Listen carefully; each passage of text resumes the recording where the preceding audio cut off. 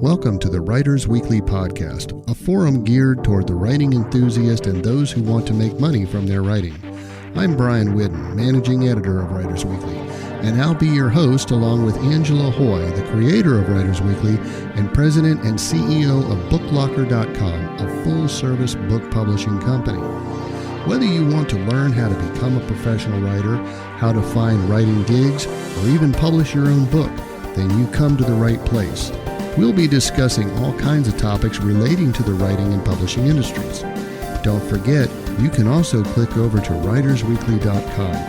There, you'll find not only thousands of articles about professional writing, you can also find current paying markets and job listings to help you boost your writing career and even your bottom line. But for now, let's get on to this episode of the Writers Weekly Podcast.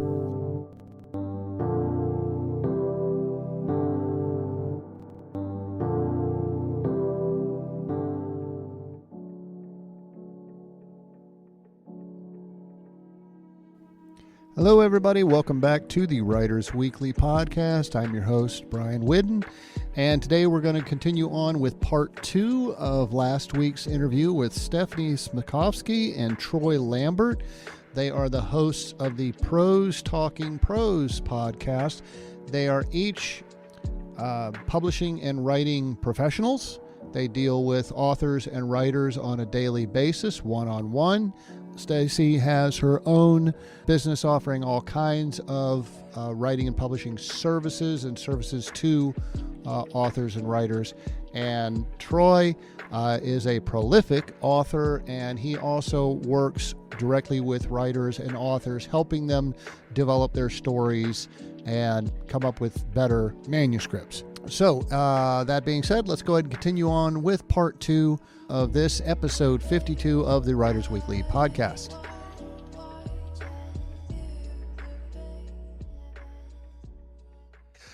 So from where you guys sit, are you seeing, what avenues are you commonly seeing the scams offers generating from? Are they going after the publishing side of thing, editing, marketing, distribution? What are you mostly seeing scammers targeting? I'm seeing mostly the publishing and marketing side of things.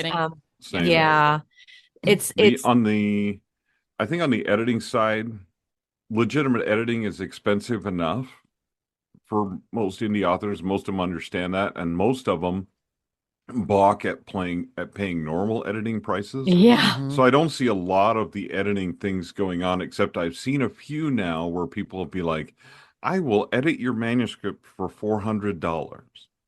Or bargain basement prices. And they're just using AI to edit it, and that's the they're thing. Not doing it at all. And then the AI thing that, there's a lot. I know I'll call it a scam. Is a lot of people will say, "Oh, just use my AI platform to edit your book for $50," and you're just like, don't. I mean, you'll get a $50 edit. I'll tell you that. Yeah. You'll get a $50 edit. We recently did an episode on authors that we try to explain this is a scam. Don't do this. Mm-hmm. And they'll just stop listening and they'll go for it anyway. They come back later and say, "Oh, you're yeah. right." How often are you guys experiencing pushback from authors that you deal with? Oh, when you regularly. Tell them, hey, don't do this. Yeah, I'm ashamed to say that. Yeah. Well, I just opened the door for you, so go ahead. He's like, this is a Hugo Award-winning book and all this other stuff, and I look at the cover and I'm like, man, I don't think so. I tell him, I said, listen, whoever told you this or sold you this, I said, I'm sorry, man, but you're not even in the ballpark. Yeah. I'm like, also, there's steps you have to take. If you really want to win a Hugo Award, we can put you in a position where at least you could be nominated. But you've got to realize all the work that's involved with that. I'm like, this cover looks like it was made on KDP's Cover Creator, right? It's like, is it adequate? Not really, but it is a cover, right? The formatting is horrible. And he's like, well, I'm on Social Security and on a fixed income and I can't afford to do all that. And I'm like, well, then you don't have a Hugo Award winner. Right. right? But somebody Yeah. had told him, and so he's like, he's got it in his brain. If I do this the right way and I do this, and they told me this is a great book, and all I need you to do is just read through it and tell me if there's any problems. No. Like, I'm like, Yeah. you're not even close. You're not even in the ballpark. But and then next thing I know, I look and he's at some event locally and he's published that book, just self-published that book with that cover, with the everything. And I'm like, and I just had to not You have not to say just anything. disconnect. Just disconnect and Yeah. not say anything because I'm like, if I say anything to him at this point, he's going to be like, that Troy guy is just trying to discourage new He's authors. just trying to He just destroy my doesn't- career. He just doesn't believe in them. He's a terrible dude. And I'm like, no, I really am looking out for your best interest. I'm trying to. But I Yeah. mean, I've gotten pushback from authors that are like, well, this person tells me they can edit my book for $500. And I'm like, well, then you will get a $500 edit. Yeah, I mean, Oh, I yeah, get, yeah. I That's get what that. you'll get. I get that a lot. So but here's where I'm gonna kind of like caution everybody. First and foremost, Troy and I have talked about this before on our podcast ourselves about the ego and how much it's linked to a creative's work. Like really, we pour our heart, blood, souls, everything out. We're like, we expose ourselves in our manuscripts, right, as authors. And so I can completely understand why you want to believe that all the work that you've put into this masterpiece has got to be desired by hundreds, if not thousands of people. So, I get it. I get that there's like this like part of you that wants this to be wanted. It's your We baby. all want to be, we all want to be wanted. We all want to be loved. But the fact remains that there's a lot of work that goes in to actually creating these works. And like Troy said, a lot of it is lightning in a bottle. A lot of it is a unicorn. A lot of it does kind of just happen by luck. And so you can put yourself out there and be available. And when lightning strikes, hopefully you're in the way, right? That's what we're really trying to like teach authors when we're out there and talking to them. But the pushback we get from them is mostly tied to that ego. It's tied to that, Mhm. well, this and this and this, I know this, and I saw this, and there was a podcast that said this, and my best friend said this, and my mother believes this about me. And, all those things, Oh, we love the mother comments. yeah, the mother comments Oh. are great. They're my fave.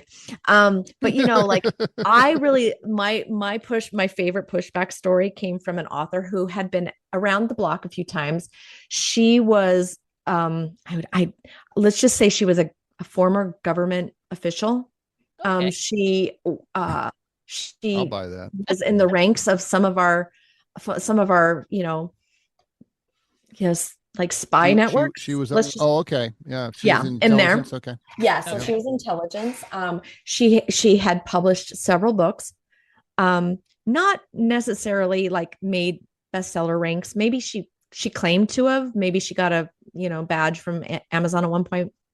Anyway, so she was kind of like high on her horse when she Yeah. contacted me. She wanted an editor. She had told me that she'd gotten into it with her previous editor, and I don't imagine why. I have no clue why, but she was no way combative at all. But she was coming at me with this attitude, like, I am this person and you need to do it this way. And I was trying to explain to her, look, when you vet an editor, we're going to get naked together, basically. So you kind of need to know that you're going to be comfortable with me, and I'm going to need to be comfortable with you. And if you and I are not going to jive, this isn't going to work. Mm-hmm. And she was trying to tell me, well, I've been approached by publishing companies that have told me they'll pay me $30,000, $40,000 advances for this book. And I'm like, that's great. Why haven't you gone with them? And well, and she was afraid to tell me that they were scams. Again, her ego was getting in the way, right? But she wanted to let me know that she wanted me to work with her in a certain way because of these previous approach companies. Well, I knew they were scams. She didn't even have to go into it with me, but her ego was so tender. And the pushback I was getting from this woman, of course, we didn't end up working together because I pretty much told her, I'm so sorry. It was funny too. At one point after I turned her down and I said, look, I wish you the best of luck. I think that I'm not your editor.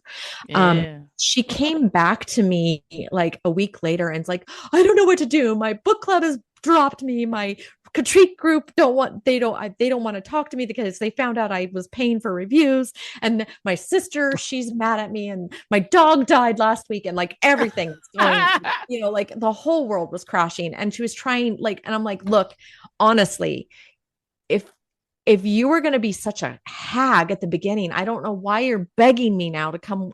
No, right? Because I already know how you're going to treat me. That's the difference between hiring somebody and finding somebody that's begging you to work with them. Right. Industry like a lot of narcissism was involved with that. Oh yeah, there was a lot of ego. I have another example. Yeah. I've turned down authors and they came back later and I turned them down again, but they will tell you unending stories about how bad their life has turned and why they need you so bad. And right. I'm not buying the dog died story. Yeah. I just before you start, Troy, I just want to point out to our readers, this is something that we've said before about writing. Like, keep your ego in check. I mean, you got to have somewhat of an ego. You have to. It's like a fighter pilot. You got to know you can do it, or you're not going to be able to do it. You got to have something inside of you that says, I can make this. I'm going to figure this out. But you also have to have some humility to you, because that's exactly what's going to get you caught in these traps, thinking that you're so great and so wonderful and the world must read your book. And then somebody comes and strokes your ego a little bit and you're going to hand them your money like that. Go ahead, Troy. Mm-hmm. Well, so I have two examples that's really interesting, but one of them is a guy that Stacey and I worked with, and he was being very resistant to our edits. And he said, well, I've got this award and all these great reviews. Well, he had like 10 reviews on one of his books on Amazon, and they were mostly positive, but kind of a little iffy. But then he tells me about this award, and I'm like, oh, this award. Well, first of all, it was a book cover award, not for his book itself. And when I went and looked and dove deep into it, the reason he got second in that category in book covers that year was because there were only 2 entries. And it was a pay to enter contest. So the contest itself was a scam. So there were only 2 entries. And of the 2 entries, he got second place. But because he was an award-winning author, I was supposed to let him write things however he wanted. I had another guy who approached me at a conference once, and he said, I really need you to help me find a publisher. I'm like, okay. He said, I want them to publish this book that I wrote exactly as I wrote it with no changes. And we had one of those come across the transom just recently. Yeah. And I'm like, it's just my goodness. The ego. And then I had one other one that Stacey and I were talking to, and this is where the ego part comes into play, is he was like, the first Zoom call we got on with this guy after I sent him back a manuscript evaluation, he was mad. He was mad. He was mad at me. Like, I'm not talking a little mad. I'm talking red-faced mad. Now him and I are friends. And part of that, I think, is because when he said, you cannot talk to me that way about my book. You can't talk to anybody that way. And I said, actually, yes, I can. Because that's what I get paid to do. I said, if you want to pay somebody to tell you they like your book in the crappy shape it's in right now, I guess you found the wrong guy. And that's your validation right there. That's your validation right there, that you're working with a scammer. If they're completely agreeable and go in love with your book, if they give you zero pushback, then you need to throw up about 10 red flags. Very good point. Run away. Because that person doesn't care about your story. And and this is the thing about scammers, is they don't care about your story. They care about your wallet.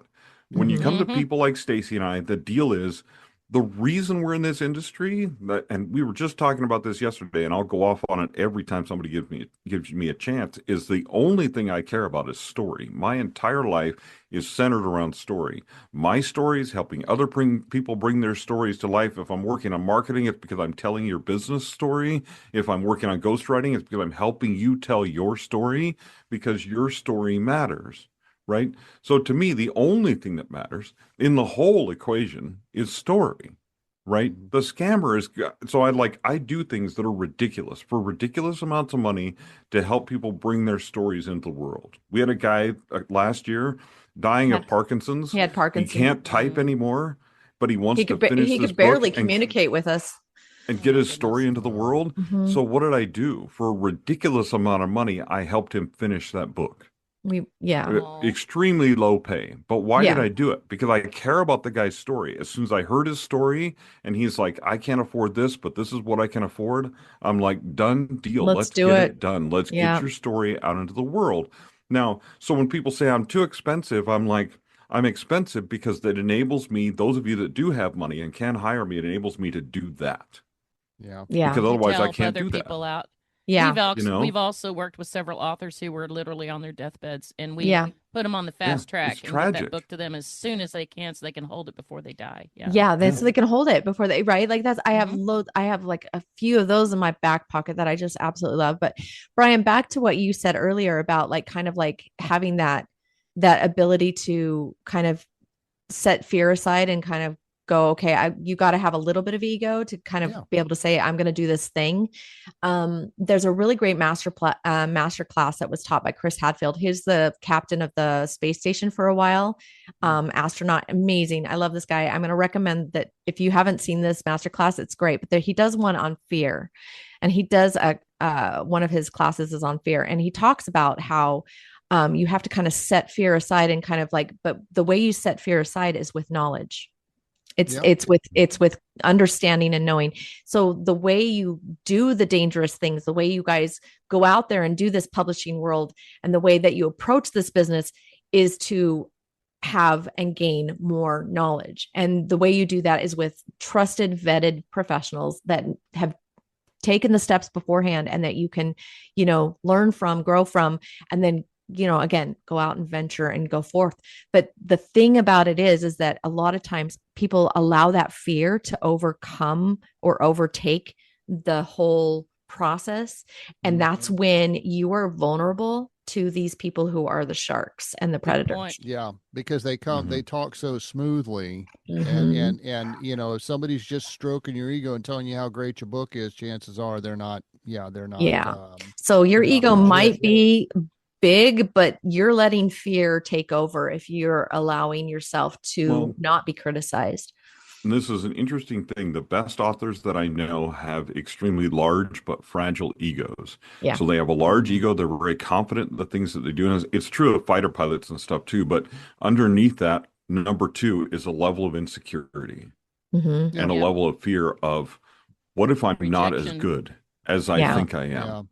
Yeah. And so when somebody is telling you, yeah, man, you are good, you are amazing. And then when somebody like me comes along and says, hey, man, that ego, let's just pop that thing. You can improve this, and this, and that's telling them you're not all you think you are. And then boom, who do you want to listen to instead? You'd rather listen to this is amazing. Wow, what a great book. All you need to do is make it into a movie. We'll make it even more. Yeah, exactly. I will say this too. It's getting increasingly harder to receive critical feedback or to dish out critical feedback, because I think more and more people are in this state of mind where they think they're very validated in everything that they do. And I mean, this goes to this. I'm going to blame social media for this, because we are too validated. We get in our confirmation bias bubbles and we think, everybody thinks the way I do. And it's just, when somebody comes and challenges that, it's very, very difficult. So when you sit down with a professional who's like Troy, who's a little bit brash, and me, who's a little bit like, I don't know, too Toilet out of paper coming pocket. out of the butt kind of comments. Yeah, I'm a little Yeah. out of pocket. As my son-in-law says, you're out of the pocket, but he doesn't say it that way. I always like to say the pocket. But anyway, but my point is like, when you get that kind of feedback from people like Troy and I, it's hard. It takes it's a hit, right? But again, I think we're getting increasingly worse and worse at receiving that critical feedback because we're allowing ourselves to be so enveloped and so encapsulated in these social media confirmation biases. You guys need to leave the confirmation bias. Go out, touch grass, get in a fight with your neighbor. And then maybe you'll be ready. Get out there and get your editing. feelings hurt a few times. You'll find out, amazingly enough, you'll survive it. Yeah, exactly. And let's have intelligent discussions about things. That guy that hated me he was mad when he came onto our thing. He didn't and hate then you. him He was and just I mad. But then him and I had a conversation where I said, listen, this is what story is. And the problem is you took your first draft and sent it to an editor because you thought it was great because you spent a couple weeks up in a cabin in the mountains creating this thing. But it's your first draft. Mm-hmm. So yeah, I can talk to you that way about your first draft because he was like, well, you don't know anything about this water engineering thing that was in the book. And I'm like, you're right, I don't. I wouldn't last one day as a water engineer unless I had some education. So what makes you think that you can write a novel without any training? Yeah. So that's the thing. I mean, once you get past those hurt feelings, and this particular client in particular, he's working on this third revision right now with Troy. Like he's we've got a lasting relationship with the guy, and he's going to eventually publish an amazing debut novel. And it's because he's actually set that ego aside and understood that applies to scams. That really does apply to this. That's why I'm saying the driving factors, Brian, one of your questions was what are the driving factors behind writers getting scammed? That is it. I think it is ego. 100%. Ego's the big one, I think. 100%. Yeah. Interesting that I've noticed is how many authors trust BookLocker enough to write Angie and say, do you think this is a scam? Do you think this is a scam? Do you think this is a scam? Well, if you trust us enough to ask us to identify scams for you, why don't you trust us enough to sign up with us? Yeah. I had yesterday, another one, a guy I've been going back and forth with, and these were scammers that were charging thousands more than BookLocker charges. Yeah. And he sent me another 6 names of companies to research for him. Like we got nothing better to do. I mean, we do it for free. We do it. And I'm 1, 2, maybe 3, but then don't be sending us your list. And then I send them my 11 ways to tell if it's a scammer, but they still come back with more names. And I'm like, and I tell them right above my signature, I said, BookLocker's been in its 27th year, is located in the United States, has an excellent reputation. Yeah. Well, what about this company and that company? And I'm like, and one of them was going to charge him $8,000. I said, why would you publish your book for $8,000 when BookLocker can do it for $975? And I started to suspect that some of these people are scammers that are trying to waste my time. Exactly. Now, perfect segue into another question I have, and that is, you guys, are you seeing any indicators that authors and writers are actually educating themselves on potential scams or are researching online offers that they're considering? One of the, where was I going to go with that? I could tell you that more people on social media are calling out the scam posts on the author groups.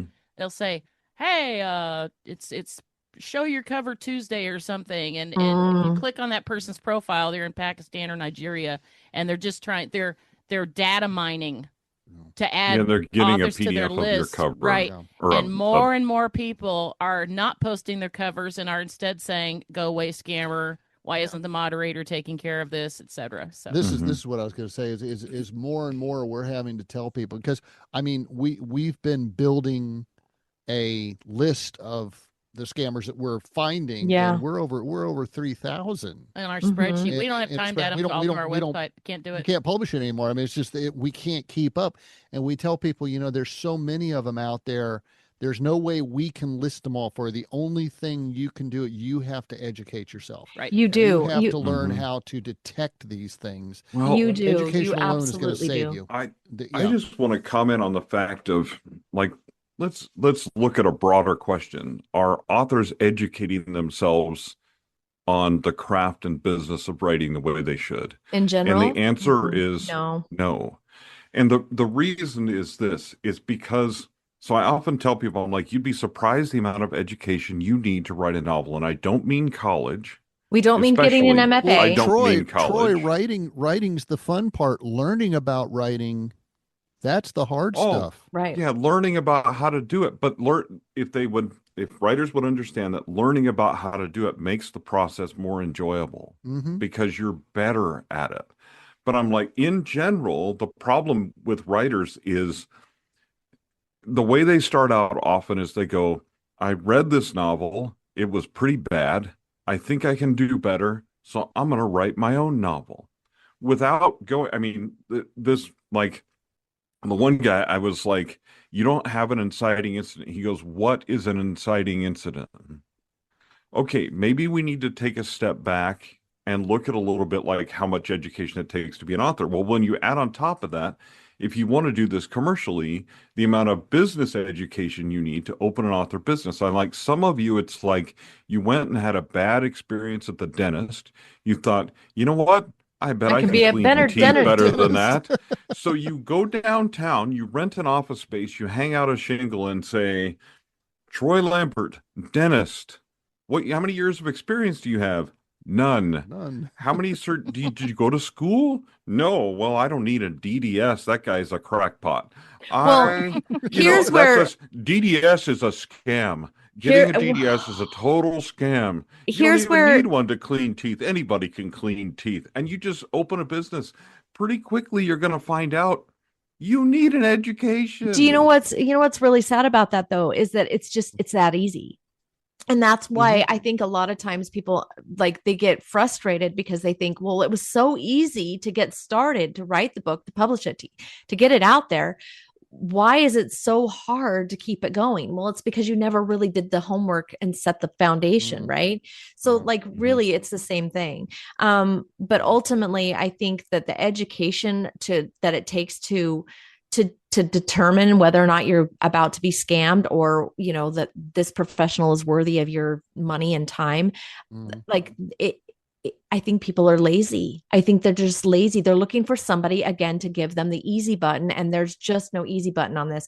So AI makes it look and sound very, very easy. And I think what a lot of people are doing is they're throwing stuff right into AI.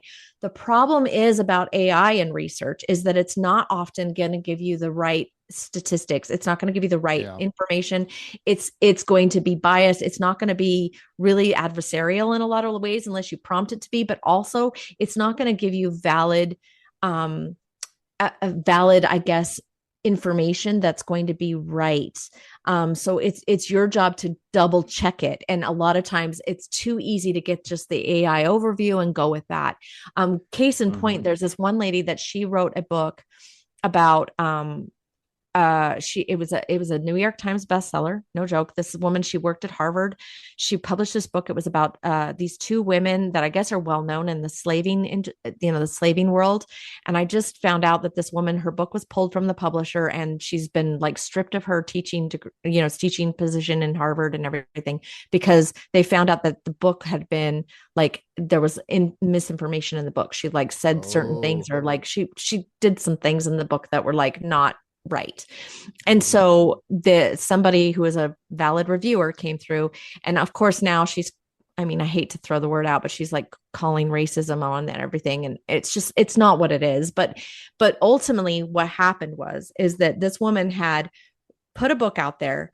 It hit the lists, right? Like, it was really easy, but the AI overview of her book and what she did was enough for people to kind of just say it was okay. Like it was okay that what she was saying was right. It wasn't until this reviewer, who's a well-respected historical reviewer, came in and did the deep dive on her book and found these mistakes, that things were like, oh, wait.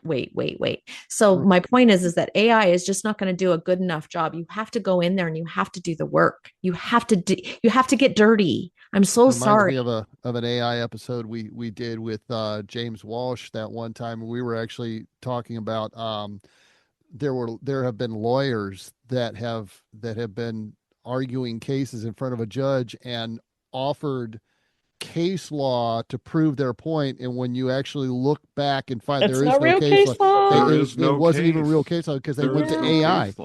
Angie, as soon as she said the word lazy, I saw you start leaning towards the microphone. Did you have something to say about that? Well, it's a horrible word. I can't remember No, the term. it's not. We did an episode last week on Anthropic and other AI companies. Yeah. Brian left his ringer on. Potential scam. Oh, potential scam. Okay. Oh my gosh, that's funny. Potential scam. Answer it live. Let's find out what they're. I love answering those sometimes, by the way, or texting back and forth. Movie. But I mean, yes. Go ahead, Angela. Sorry. So last week our episode was about AI company Anthropic and other AI companies buying up rare books and scanning them. They cut the spines off, scanning them and trashing them. Yep. And I am now seeing tons of articles about that topic, TikTok videos about that topic. A writers group contacted me yesterday and asked me to help them create a letter to send to their representatives because we're trying to push for copyright law to change. Yeah. Because the way they can use that fair use, a federal judge determined that it was based on a copyright part of the copyright law that was added in 1908. Yep. And what one thing we uncovered, and there's a term for it, and I can't remember it right now. AI companies have so much data now, data on top of data on top of data. They're feeding each other's, they're stealing from each other's data. And now there's, like Stacey said, a lot of it is incorrect information. Now you cannot trust AI information anymore. Belching out copies of copies, and it's exactly the other thing is, so the thing about AI is because it's predictive and because it's been trained on this huge data set, right?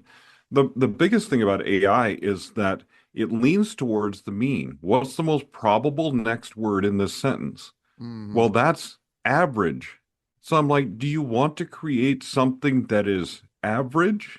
Right. I tell people, nobody comes to me and says, hey, Troy, I know you're the plot dude. Can we get this book to average? Right now, it's really bad. Can we make this an average book?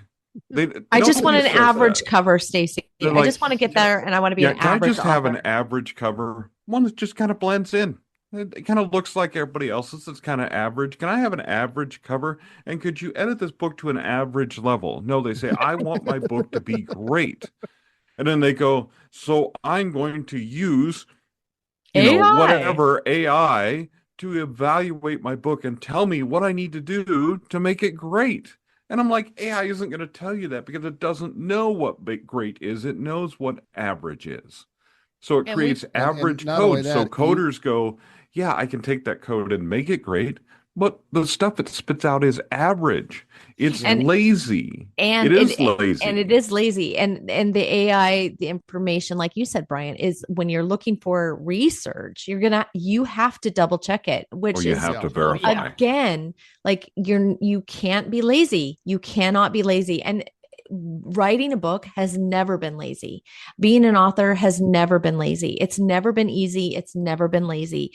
The successful authors in this business are the ones that they did the hard thing, and they got dirty, and they exposed themselves. They made mistakes. They failed. They did all the things to get to where they're at, and they all have amazing harrowing stories about how they became successful authors. Yeah. And none of them, not even, I mean, I had to go down a deep dive recently about Harper Lee because somebody said, well, Harper Lee wrote one book and she was a millionaire from that one book. And well, I was like, well, I'm going to find out why, and so I did the deep dive, and it was not an easy trek for that poor woman. And honestly, she was, her millions wasn't really as what people think it is. So people, like that's the thing. People need to understand there's a lot that goes into being an author. It is not an easy task. That's one of the reasons why it was one of those jobs that kind of was held up on a pedestal for a while, because everyone knew that it wasn't tough. 90% of us are sitting around going, oh, I have this great idea for a book. And only a small percentage ever gets that on paper, and a smaller percentage of that even gets that published, and a smaller percentage of that ever even sells a book. So really, guys, you're part of an elite group. You're really elite. And by the way, this community is small. It's a very small community. So if you've never heard of somebody in this business, it's not unheard of that you wouldn't have heard of them, but it's also not unheard of that you wouldn't ask somebody and they say, I know who that is, because it's small. It's small. Now the community of real authors is small. Yeah. Right. The growing community is the people who call themselves authors who are using AI to write their book. That is increasingly getting bigger. Yeah. But there are legitimate authors who are using AI to, help them with their book, which leads them to be a little less legitimate in my eyes. And what they're not realizing is when you upload your manuscript to AI to ask for help, then AI is using it to train their system. Yep. And then if you submit your book to HarperCollins and they run it through an AI detector, it's going to show up as being 100% AI written. Well, it's going to do that anymore. 100% written human books are getting flagged, and there's I saw they've been scammed. I saw y'all's podcast episode where you were talking about even AI detectors are getting it wrong now. AI detectors have never been good at detecting AI. I mean, here's the thing: you're asking AI to detect if AI is being used in an AI thing. Yeah. And the problem is, so the other problem with feeding rough manuscripts into AI is AI trains on that data, and therefore straight AI writing without human intervention gets worse because it's being trained on rough drafts and bad manuscripts. So if you train it on bad manuscripts, what is it going to imitate? Garbage in, bad garbage out. manuscripts. Garbage in, garbage out. The other thing about, speaking of lazy, AI is lazy. It can't do more than a few, even if you're asking it to like read a manuscript for you and kind of analyze it for you, you have to realize that the more you give it to think about, the lazier it's going to get. It's going to kind of it's going to shortcut. So it's trying to compile everything into something. Right. Your context window. Well, anyway, that's it's technical, but you just understand breaking up your context that you give. The problem with authors too is so many of them. Can AI be a useful tool? Yes, it can. Can it also be absolutely terrible? Yes, it can, because it's like a shovel. I can kill somebody with a shovel or dig a hole, not to bury somebody, but I mean for some other reason. Oh, you can use a shovel to bury somebody. You can use a shovel for both. Oh yeah, I can use a shovel for both things, right? I've done it for that. Yeah, I mean, I did not do that last week. I had to get a new shovel. Anyway, but you know what I mean? And same reason you don't buy the shovel, the lime, and the duct tape at the same store. Don't do it at the same store. Time. It's a saying you hear up here on the mountain all the time. Shoot, shovel, and shut the hell up. Yeah. Exactly. It's like, where are you guys at? Where are you at? We live up on top of Sand Mountain in northwest Georgia. Northwest Georgia. We can see the lights of Chattanooga from our back porch at night. Awesome. Yeah. That's where I was born, Chattanooga, Tennessee. Convinced my parents to move by the time I was 6 months old. We're not in Montana. We're in Idaho, but I have a friend that lives in Montana, and he says they'll get on the CB radio and say, "I need help planting an orange tree." Yeah, because orange trees grow in Montana really That's well. exactly I right, mean, right? the point of it is that AI is a tool, right? And there's things that AI is good at, and then you can use it for. Yeah. Now, I mean, you can debate the ethics and all that kind of stuff. We can debate that all day long. But I mean, as an author, I'm like, why? I want an AI robot that will vacuum my house, mow my lawn, and do my laundry so I can write more. That's exactly right. Why I want to spend time writing. I love drafting. I love writing. I'm not talking about making my drafting process more efficient. I'm talking about making my drafting process more fun all the time because that's why I do it. So why do we want to apply AI to the writing process when that's the thing that's the joy and the fun that we get? And so I'm like, look, you're just using it for the wrong things. It's okay. But I mean, think for a minute. Don't outsource your thinking to AI. Outsource your non-thinking to AI. Automate something that you don't have to think about. So it's one less thing on your plate. I mean, come on. And if you're using it for research, you're going to have to still be a researcher. Oh, Just it's that's like an intern. I tell people it's like an intern that you have to double check their work. Right. Exactly. We're going to have you guys on again for an AI episode. Yeah. Yes. I think it'll be fun. I wanted to mention one thing.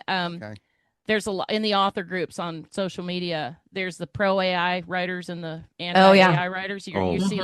I'm sure y'all are seeing those arguments, right? Have been one common one from the pro AI people is, well, if you're using Microsoft Word to check your spelling and grammar, then that's AI. I'm like, no, we're not talking about the same thing. And I also want to mention, and I'm sure you guys have heard this, Grammarly has a very, very long contract, and a lot of people use Grammarly. And you have to specifically opt out. Nobody reads contract. Otherwise, you're giving them permission to use your words to train their system. Yep. Okay, guys, I'm going to give each one of you an opportunity. Last little wrap up here. Advice you would give to authors to avoid scams. Troy, you want to go first? Oh, sure. Because I mean, it really boils down to a lot of the things that we've said in this episode boil down to one thing: educate yourself. There is no way that there's no easy button. You can't just go on the Writers Weekly website, search a database, and find out if something is a scam or not, right? It could be new last Tuesday. Okay, right. It's just not possible.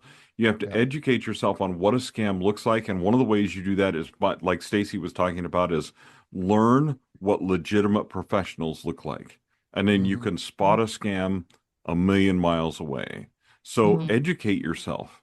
Educate yourself. It is your job to be savvy and to set aside that ego for a minute and to take a hard look at what is this person actually offering? Does this make any sense? Is this real? And don't respond to those things that aren't, but educate yourself. Yeah. Number one. And my advice is about your ego. Like, really, just like, I love all of you authors. This is why I spend my world here. You people are just as weird as I am, and I love it. I love every single one of you. But you have to understand that all your little egos are very, very fragile. And you need you to put them in the back pocket for a minute and ignore it for just a second. And remember what it's like to be a little bit more like a child and want to learn from people that maybe have come before you. And, it's one of the reasons why I love going to conferences, because I love going and meeting other professionals that have been around longer or have done certain things or specialize in other things that I don't specialize in, so that I can add them to my Rolodex. For those of you who are in that kind of age group, we all remember the Rolodex, right? If you remember what that was, take your ibuprofen. You're just overdue. go ahead and Google it. You'll see an image. It's add you to my contact list. Yeah. It's not that. It's like I had guys, I had the big Rolodex on my desk. I loved spinning that thing. But anyway, I loved my Rolodex. But honestly, like, that's what what helps me be a better person is the people that are behind me, the shoulders that I get to stand on, like Angela and like Troy, like you, Brian. Like, I love putting you people in my toolbox and going, well, I don't know the answer to that, but I know somebody who might, and going to that person. And that's what's beautiful about networking. And as an author, you should do that. You shouldn't think that you have to know it all by yourself. You don't have to know it all by yourself. The authors that are the strongest are the ones that have a team with them. And that's what my advice is, get yourself a team so that you're not doing this business by yourself, so that when you have the underwear showing or the toilet paper hanging off of your shoe, you're welcome, Troy, you can have somebody to tell you, honey, sweetie, I love you. Your lipstick is on your teeth. Like you got food between there, like that, those are your people. Right. And, that's what we want. We want to feel secure and safe. And you're only going to feel secure and safe when you have a gang with you. And so get yourself a gang. Yeah. Angie, you want to throw anything out there before we go? I can't say this enough, and I will keep saying it over and over again. If somebody contacts you unsolicited through your website, through social media, through the phone, and email, just assume it's a scam, because 99.9% of the time it is. And, to the bin with everybody, if everybody followed that rule, authors would stop being scammed. Also, if you do get scammed, or if you think you're about to get scammed, reach out to me, writersweekly.com, contact us button. I'll help you out. Won't charge you a penny to do it.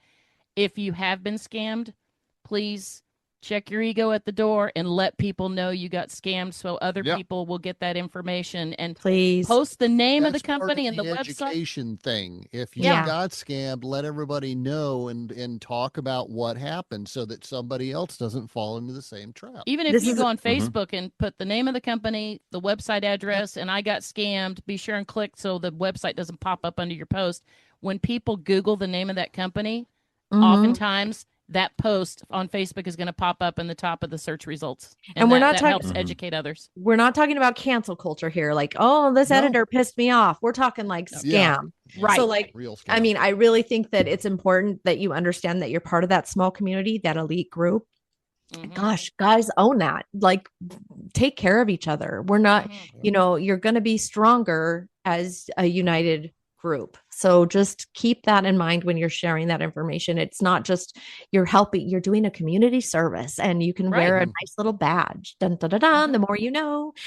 So yeah, that's what I think you guys should be doing, helping each other. Stacey, how can people reach out to you and get you in? You can find me. Yeah, you can find me at print2pro.com. printopro.com. You can also reach out to me at Stacey at printopro.com. You can reach Troy at printopro.com. We have a podcast called Talking Prose. We're just Google us. You'll find us. I can't hide on the internet. I gave up a long time ago to try and hide. Yeah. So you just Google us and you'll find us. And that podcast is Prose, P-R-O-S, Talking, P-R-O-S-E. Right. Exactly. There is another gal out there with that podcast name, but we've got about 150 videos and she's got 5. So it's not going to be hard to find us. Yeah. And I highly recommend everybody go watch that. These two really get into the nitty-gritty of a lot of stuff and y'all are funny. And you're funny. Oh, thanks, Angela. You're so entertaining. You're easy to watch, and so it's a good experience. I think you can learn a lot from these folks. Troy, how can people reach out to you if they don't want to go to Print to Pro Troy? You can find me at theplotabides.com. If you're not a Big Lebowski fan and you don't understand that, spend 2 minutes on the website and you will suddenly understand that. But anyway, and that's really between them and Print to Pro. That's the easiest way to find me. But I always tell people you can Google me. I am not hard to find. No, he's not hard to find. Around for a long time, and everything about my life pops up everywhere. So I saw where you even I guess you had a son that lived not too far from the apartment. I had where a those stepson. Those students were killed.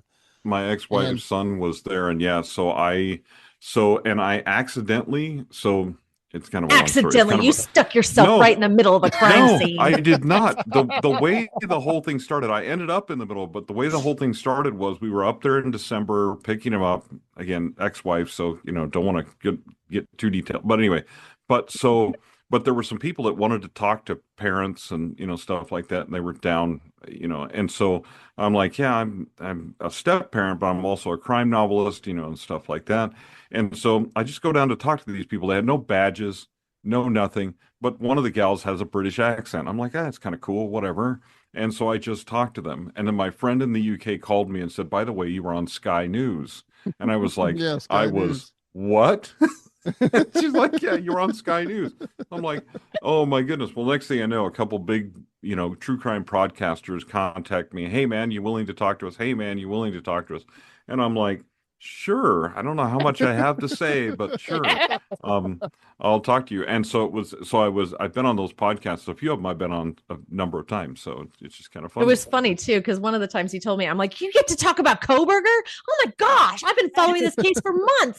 And I was like, I was so mad at him. I'm like, did you know that there's a copycat? I went down this rabbit hole. I said, we should probably do a crime podcast because it would be fun. Anyway. That'd be cool. Yeah. Anyway. Okay. Well, we really appreciate you guys coming on. You were a lot of fun. Oh, great. It's been great. I love talking to you and Angela. It's just, we have so much fun with you guys. We really appreciate it. And yeah, we love it. We'll come back anytime and we'll have you guys on ours. It'll be great. Awesome. And we're going to post all these links underneath this episode at writersweekly.com/podcast, episode 52. Excuse me. And y'all definitely want to listen to Talking Prose because you'll laugh every single episode. Oh, thanks. Yeah, every single episode. Okay. That's great. Well, again, thanks again, guys. No, glad to have you. And if you don't want to get scammed, come on over to booklocker.com. We're going to treat you right. Been in business 27 years. Our prices are competitive. We've got 5-star ratings in a lot of places. We got an A+ rating with Better Business Bureau. And how many publishing companies do you know that when you write them an email, it's going to go straight to the CEO and president of the company, not some person in the Philippines talking on the phone to you who's going to pass, next time you call, you're going to be talking to another person in the Philippines that's going to have to look at a bunch of notes. Well, the nice thing is, since I'm answering those emails, I don't have to do formatting or book cover design anymore. We've grown. Yeah, we have lots of employees now. Well, that's true. Yeah, we have. I'd much rather just talk to people all day. So we've been growing, and Angela gets to talk to the Angela gets to be a boss more than a worker nowadays. Oh, that's fun. At least she, yeah. So Brian, it's time for you to make my lunch. Well, we're gonna wrap this up. Brian's gonna heat up a frozen pizza. We got some leftover steak from last night. So. There you go. There you go. Something. There you go. Something. Yeah. All right. Well, all right, guys. That wraps it up. Thanks for listening to the Writers Weekly Podcast. We will see you all next time. Bye. We'll be here. Bye. Bye.